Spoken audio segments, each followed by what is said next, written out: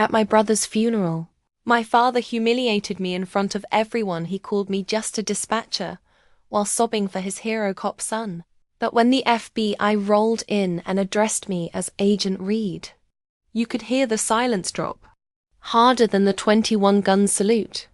Asterisk, trust me. By the end of this video, you'll see how to take revenge in a whole new way. Before beginning, please hit the subscribe button so that you never miss out on new videos. Without further ado, let's get started. Asterisk, I never liked funerals, but this one wasn't just painful, it was humiliating. My name is Emma Reid. To most people in my town, I was known as Ben Reid's little sister, or that quiet dispatcher who works nights. To my father, I was something even less. And yet there, I stood that morning in a stiff black suit, heels sinking into the soft cemetery grass, my hands trembling around a folded piece of paper I'd never get to read. The eulogy I'd written for my brother, Officer Benjamin Reid, fallen in the line of duty, 32 years old, hero, son, golden child, and I was the one nobody noticed standing in the back row. Until my father dragged me into the spotlight. Not with pride, but with a dagger. It happened so fast. The honor guard was lowering the casket, and the bagpipes had just quieted. A hush fell over the crowd, save for the gentle sniffles and rustling of leaves. Then my father's voice cut through the silence, loud, shaky, sharp like a blade. I just wish Ben didn't have to carry it all alone. None of us, not even his own sister, could ever help. She was just a dispatcher. Just a damn receptionist in uniform. Not a real cop like my son. The words slapped harder than the cold wind sweeping across the graves. I felt 1,000 eyes swivel toward me. Some shocked, some pitying, some agreeing. I didn't speak. I didn't cry. I just stood there, every breath in my chest freezing into something sharp. He didn't know. None of them did. Not the truth. Not the fire I'd walked through. Not the lives I'd saved or the monsters I'd put behind bars. I let him grieve that day. I let him humiliate me. I let him bury his favorite child, thinking he was the only one brave enough to wear a badge. That funeral wasn't the end of Ben's story, and it sure as hell wasn't the end of mine, because I wasn't just a dispatcher. I was something else entirely, something trained, something lethal, something undercover. Special Agent Emma Reid, FBI. And the truth was going to destroy everything they thought they knew about me, and about Ben's death.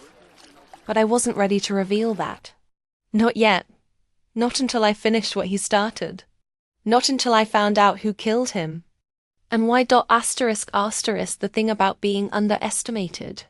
It's almost addictive. Once you learn to swallow your pride, you become invisible. And invisible women. We get to see everything. Growing up, Ben and I were inseparable, at least in the early years. We used to build Lego cities together, pretending he was the mayor, and I was the one keeping things running behind the scenes. Even then, he wanted to be the face, the badge, the hero. And me? I didn't mind being in the shadows. I was good at it. But our family wasn't one that celebrated the quiet types. My dad was a cop, a lifer, big boots, louder voice, and a presence that filled a room even when no one asked him to. To him, strength was noise, command, dominance. He loved Ben for that, worshipped him. Me?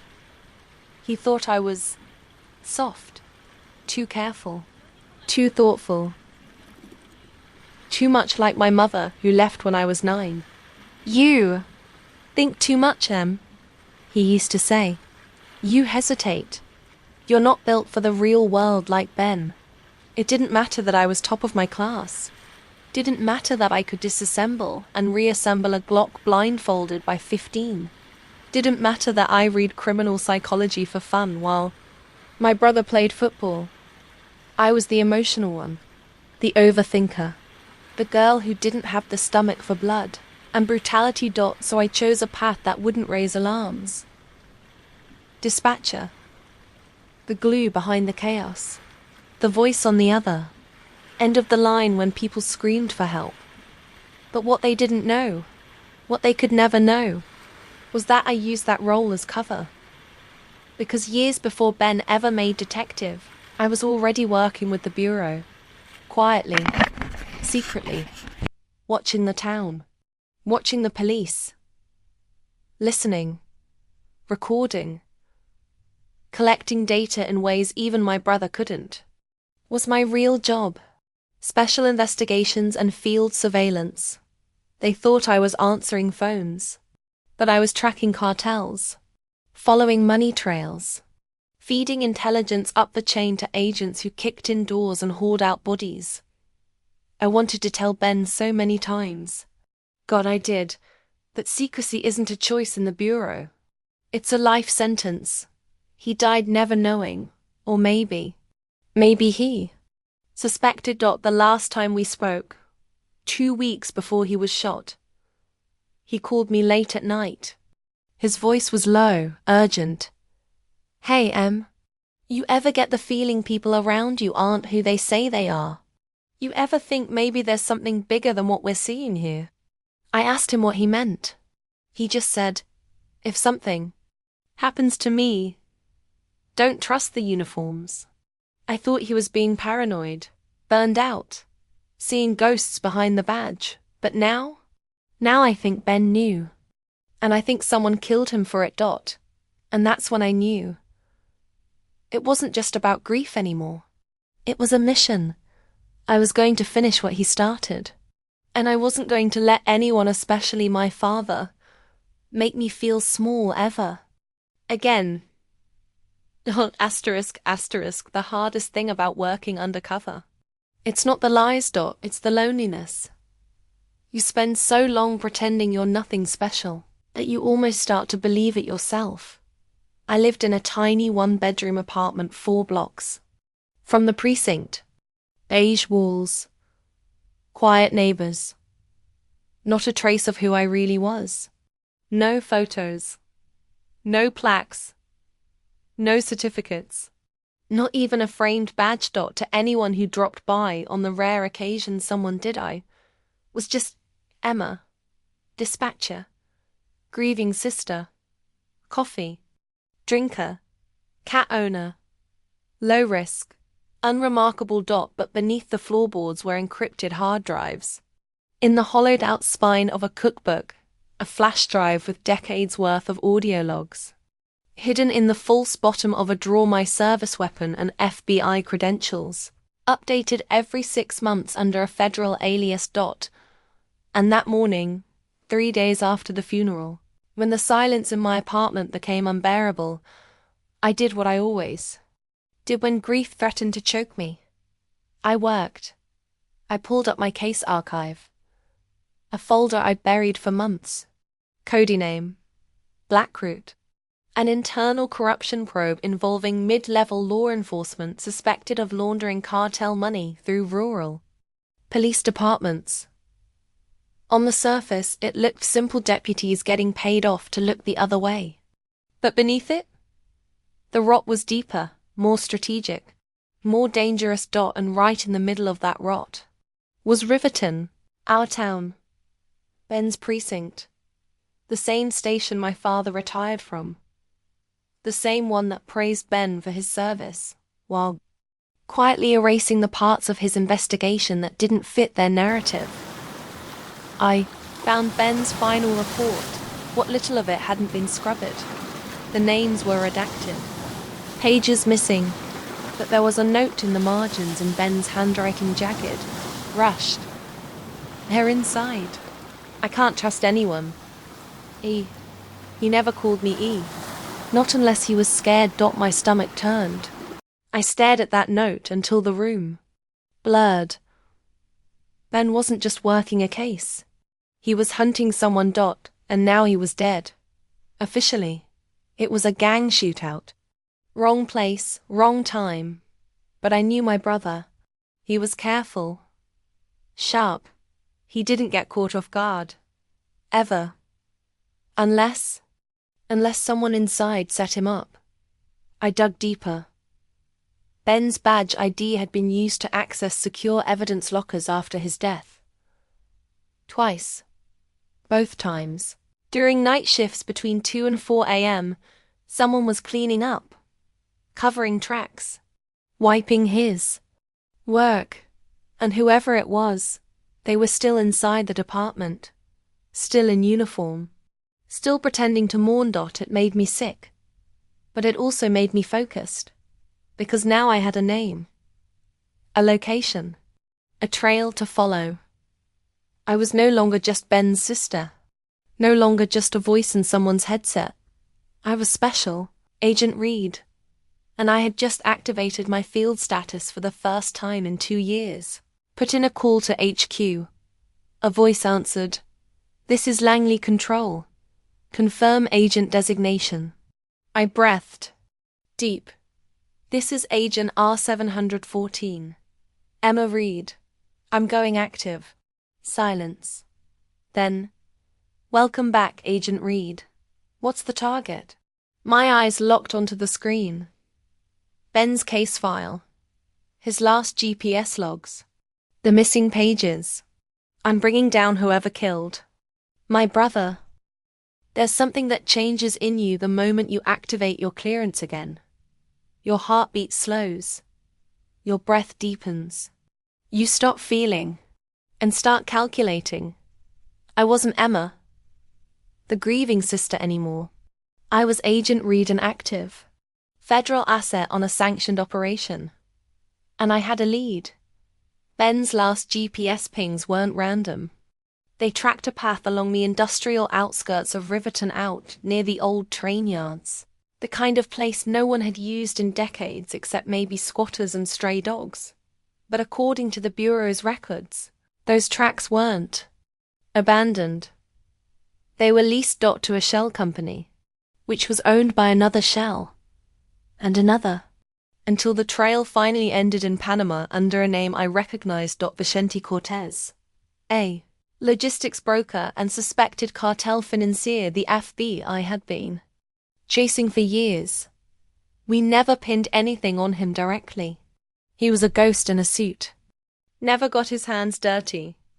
But now his fingerprints were all over my brother's last investigation. I knew Ben. He would have followed that trail too, which meant someone followed him back.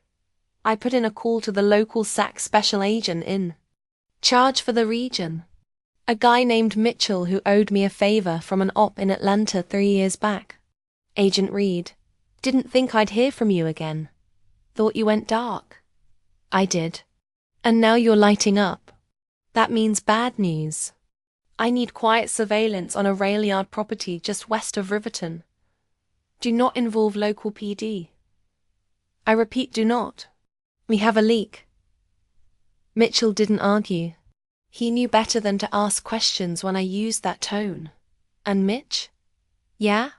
"Pull up Ben Reid's last case file. Cross-check it against Blackroot. I think he found something he wasn't supposed to." A pause. Then a grim answer. "Copy that. I'll assign a ghost team." That night, I drove out there myself. No FBI gear. No car with plates that screamed Fed. Just me. Plain clothes. My Beretta in my jacket. A recorder in my sleeve. I parked 2 blocks away and walked the rest on foot. The rail yard was surrounded by rusted chain-link fencing and darkness thick enough to choke on. But I wasn't there for proof. Not yet. I was there for confirmation. And I got it. 2 unmarked vans. Running. But dark. Men in black clothes, no insignia. One had a holstered weapon tucked under his flannel shirt, wrong carry style for a cop.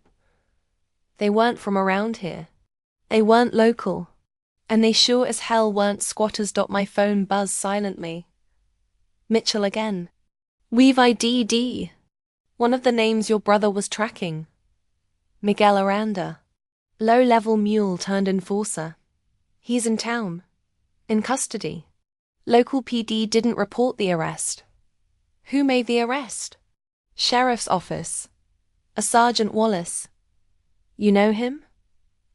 Know him. He used to have Sunday lunch at our house. He coached Ben in baseball. He was my father's best friend. I hung up and sat in my car, trembling.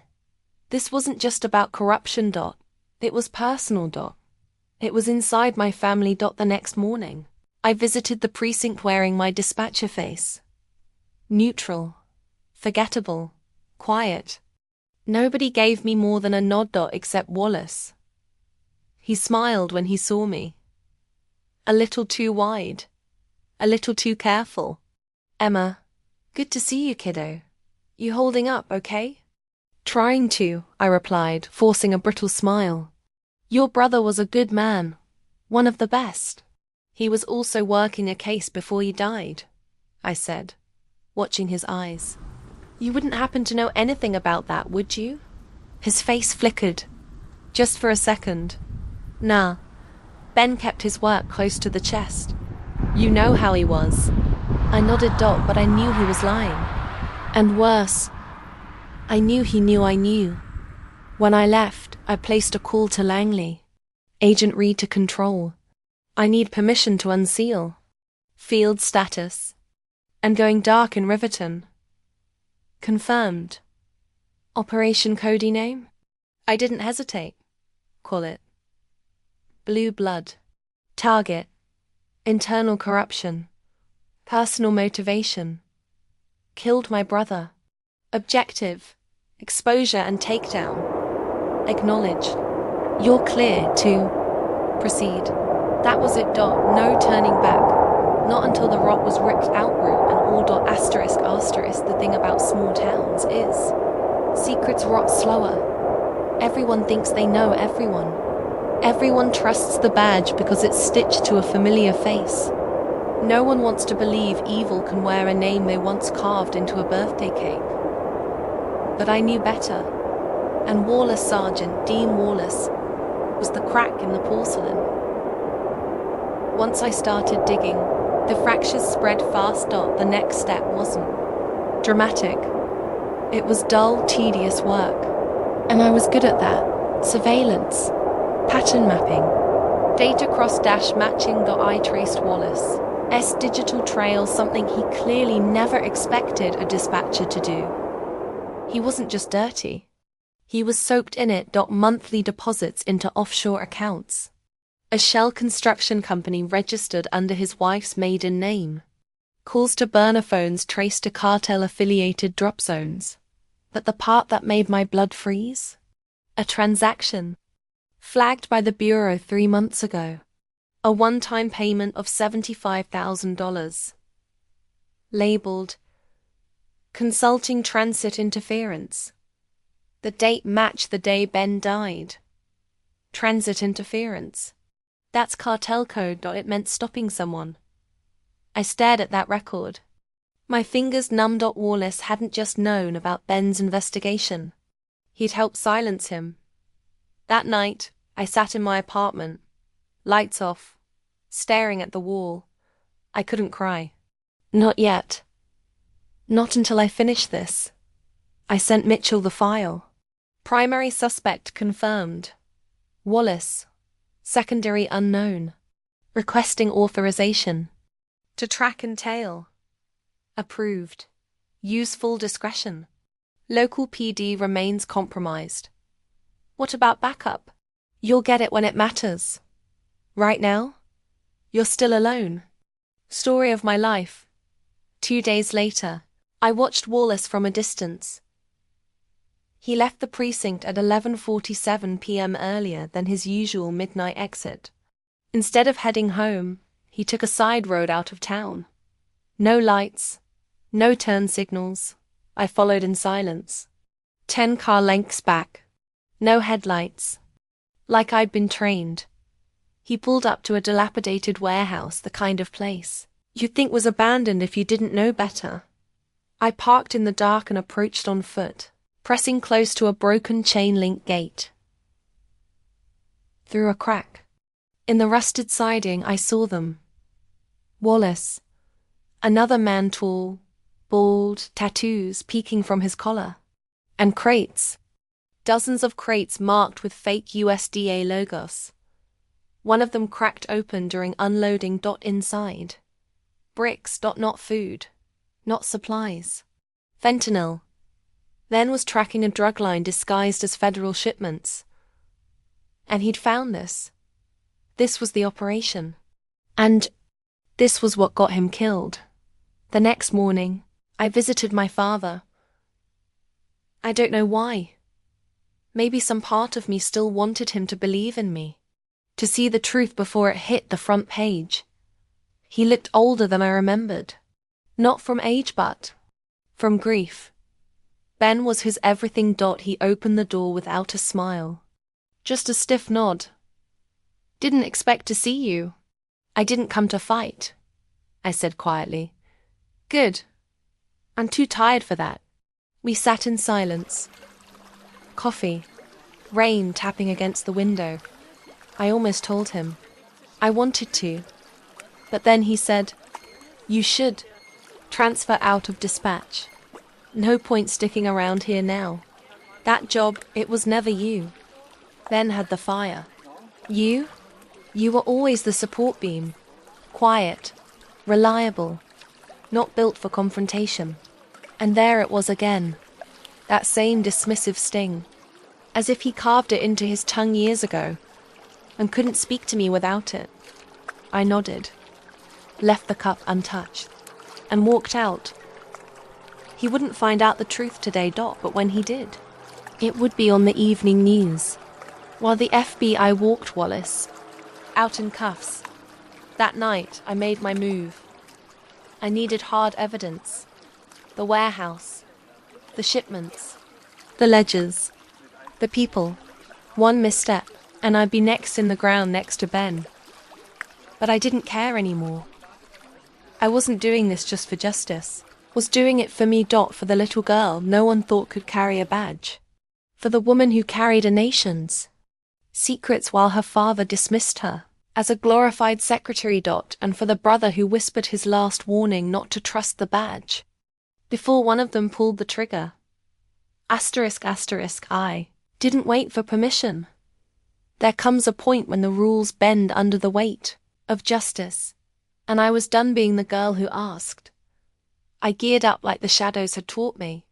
Kevlar underplane, clothes, compact Glock, a backup blade at the ankle, hidden body cam wired to cloud backup in Langley. Midnight. I approached the warehouse. Alone. No sirens. No warrants.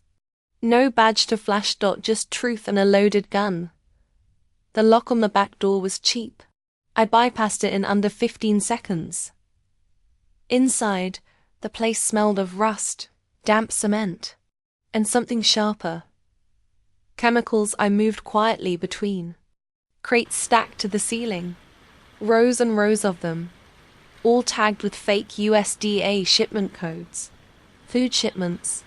Supplies. Cover for OPIOIDS. But one crate caught my eye half open. Sloppily resealed. Inside. Stacks of paperwork. Invoices. Handwritten ledgers. I scanned them with my phones. Document capture. Names. Dates. Route numbers. Proof. And at the bottom, an envelope. Inside. Photos. Grainy surveillance prints. My brother. Talking to someone. At the warehouse. The last photo. Ben walking away, and a shadow behind him. Tall, armed. Face obscured. The timestamp.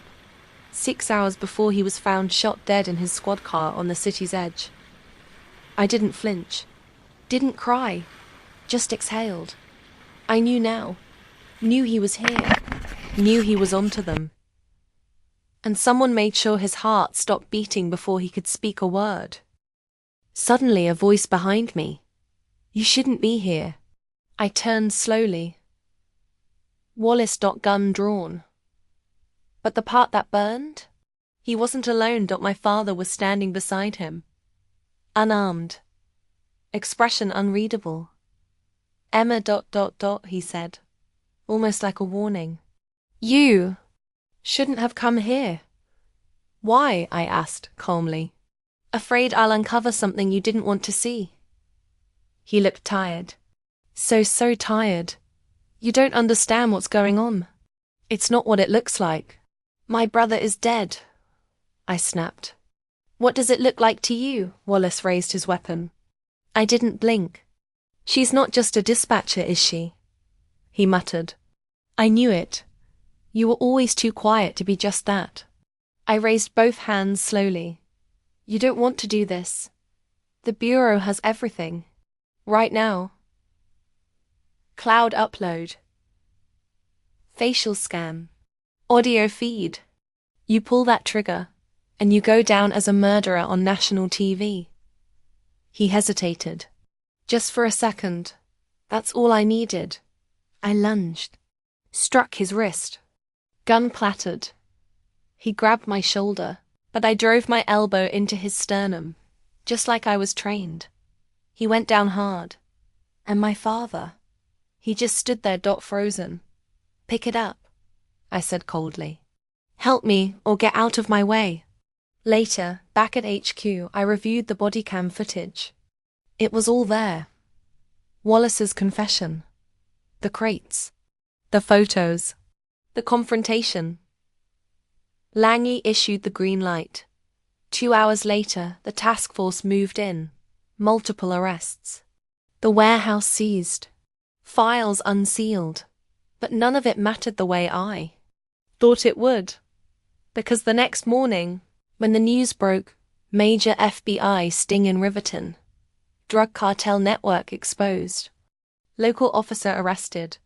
I watched my father read the headline. He didn't look proud. He looked wrecked. He walked past me without a word. No apology. No. I'm sorry I didn't believe in you. No. Thank you for bringing your brother justice. Just silence. Maybe that hurt most of all. But I had no time for grief. Because the Bureau had just pulled a new lead from Wallace's phone. A number. Unlisted. Masked. But the name attached. Captain Alan Foster. Ben's direct supervisor. My father's old friend. And the last man Ben ever called before he died. Asterisk. There's a certain kind of betrayal that doesn't burn right away. It seeps. Slow. Silent. Like poison in the blood. Captain Alan Foster had been a second father to Ben. The man who gave him his badge, guided him through his rookie years, even toasted him at his promotion ceremony. And now, he was the last. Number Ben dialed before dying. The one name Wallace never mentioned, not once in interrogation. Which meant Foster wasn't just another player. He was calling the plays. I went back into cover mode, dispatcher Reid, coffee cup in hand, invisible. As ever, Foster still walked the halls like he owned them. Nodded to everyone, even winked at me when we passed. I smiled back. He didn't know he was being hunted. Yet, behind the scenes, the Bureau moved quick. Once Wallace was arrested, we tapped his last calls and cross-referenced cell tower data. Foster came up again, and again, and again. We even found encrypted voice messages routed through proxy servers. Digital fingerprints, tied to one event.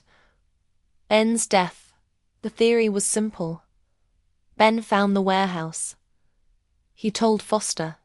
Foster, already in bed with the cartel, panicked, and made a call. Then never stood a chance. That theories don't convict. I needed evidence. So I used the last tool in my belt. Ben's voice. There was a backup folder on his personal laptop. Password protected. Everyone at the department had missed it, because it didn't look like a file. It looked like a corrupted audio clip titled traffic_2304.ord. I knew Ben's code. The numbers were our shared locker combination from high school. I cracked it. Opened the file. It wasn't traffic noise. It was a recording. Ben's voice. He sounded tense, focused, whispering. If anything happens to me, check Foster's call. Logs. He's not clean. There's something wrong in the department, Em. Big wrong. I didn't want to believe it, but if I go down, make sure they know. Make sure Dad knows. You were always smarter than me. I love you. I pressed pause. I couldn't breathe. He knew. He knew he was being hunted. And somehow, some part of him knew I'd find it. I sent the recording straight to Langley. Chain of custody. Time-stamped. Metadata. Location verified. 10 minutes later, I had full clearance. We were taking Foster down. The bust was fast. Clean. A flash team cornered. Foster in his office at the precinct. Agents in plainclothes. No sirens. No spectacle. He didn't even bite. When they walked him past me. Cuffs on his wrists. He looked me in the eye. You were just supposed to sit at a desk, he muttered. That was your first mistake, I said flatly. Assuming I ever stayed where I was told. The headlines the next morning didn't hold back. Captain Foster arrested and FBI sting tied to murder of Officer Ben Reid. Hero dispatcher revealed to be undercover FBI agent helped dismantle drug ring. For the first time in my life, people looked at me and saw something else. Not a sidekick. Not the shadow. Not just anything. I was Agent Reid. And I had taken back my voice. The department was gutted. 2 more officers followed Foster into the justice system. Wallace took a plea deal in exchange for full testimony. The town began to whisper different things about me now. She took down the whole thing alone. She was never just a dispatcher. She was the one watching when nobody else did.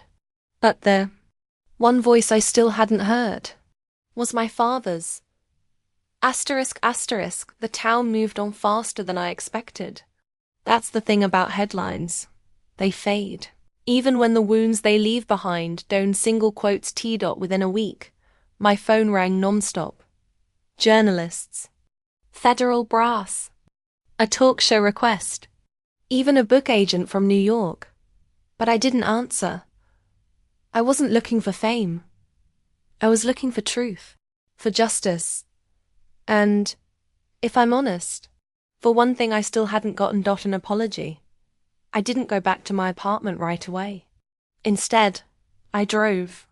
Nowhere in particular, just highways and back roads and stretches of silence.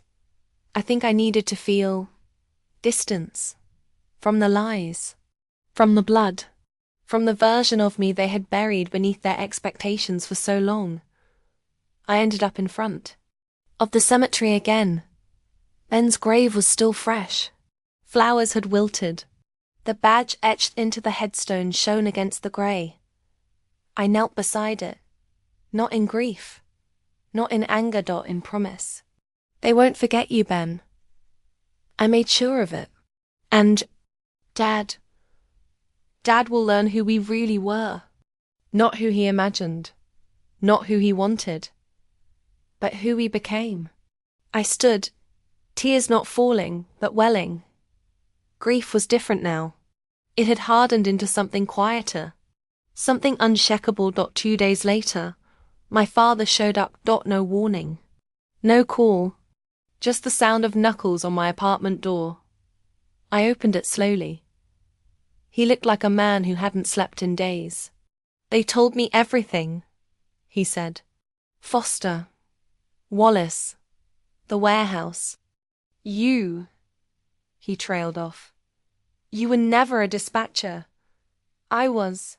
And I wasn't, I said. That job kept me invisible. That invisibility got me everything I needed. And it got justice for Ben. He looked at me differently now. Not like his little girl. but like someone he didn't recognize and maybe never really knew. Why didn't you tell me? Because you never wanted to know. Because even when I begged for your attention, you gave it to Ben. And when I stood next to you at his funeral, you looked right through me. Like I was nothing. His lips parted, then closed. For once, he didn't have a comeback. No lecture, no pride, just silence. I said those things because I was grieving, he muttered. But I was wrong.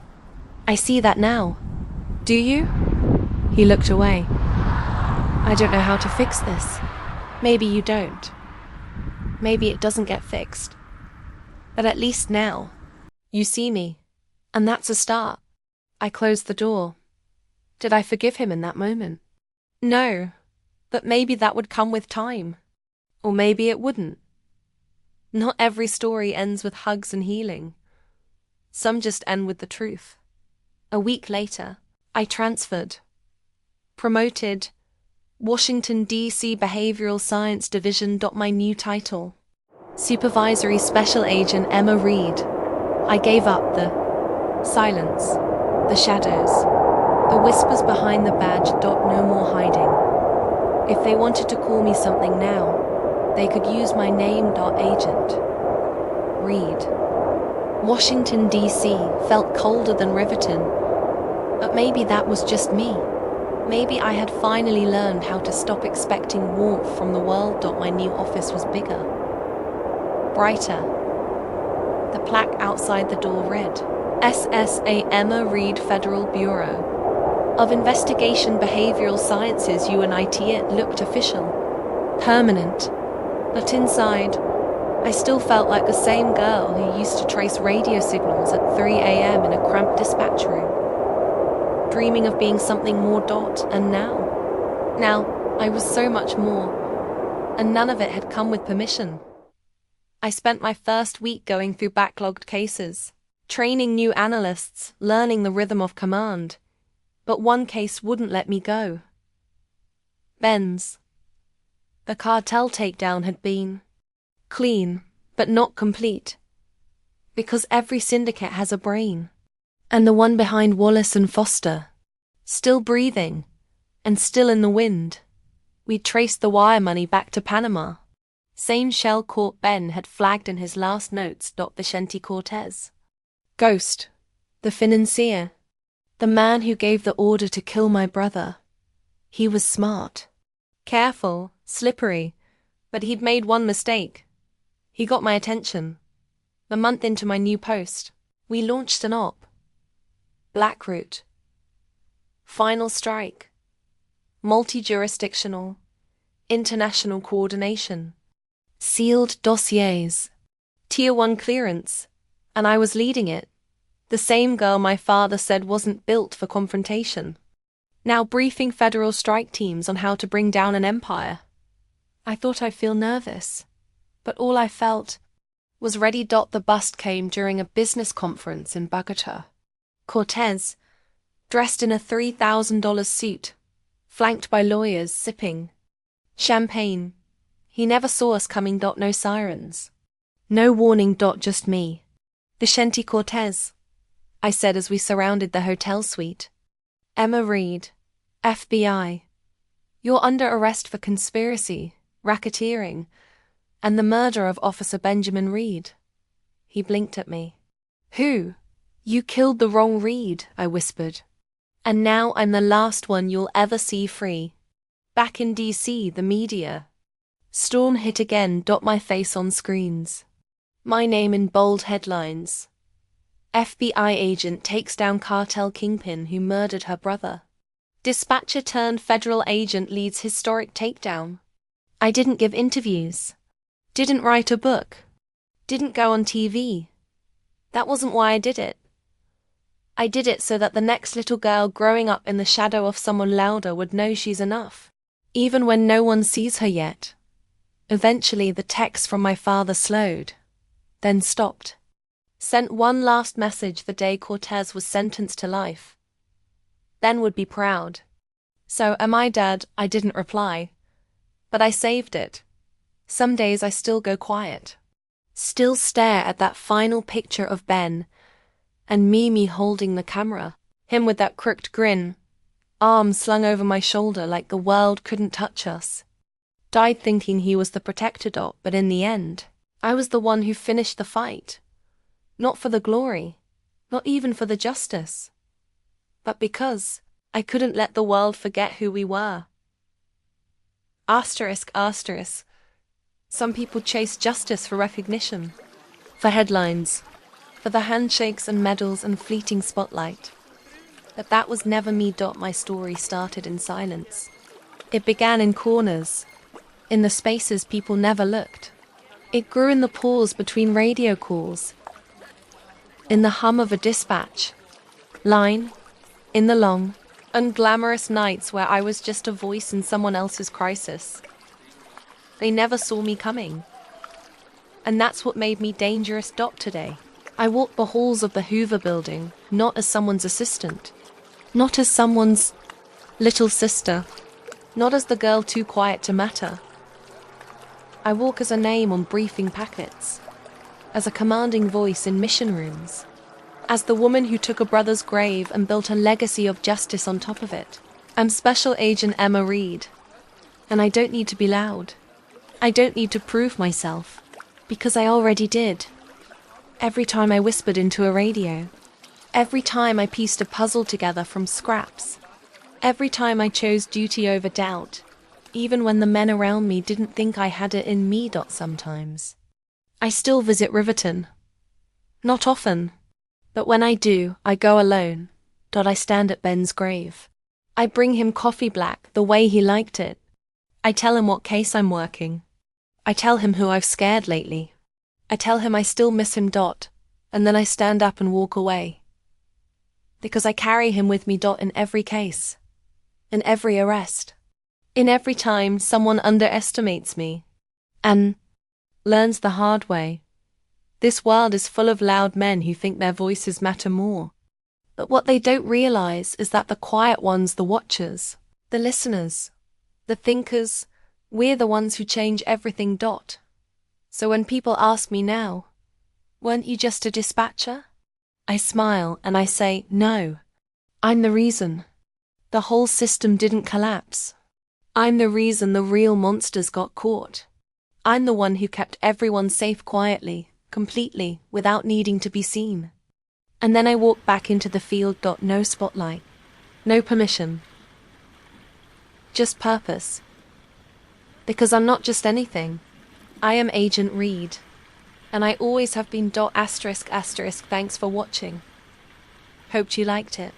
If you watched till the end, please comment revenge, so that we could understand you were with us till the end. As well as, please let us know, where are you watching from? Before leaving, please hit the subscribe button, comment your thought and share with your nearest and dearest one. See you in the next one. Until to the next one, stay happy.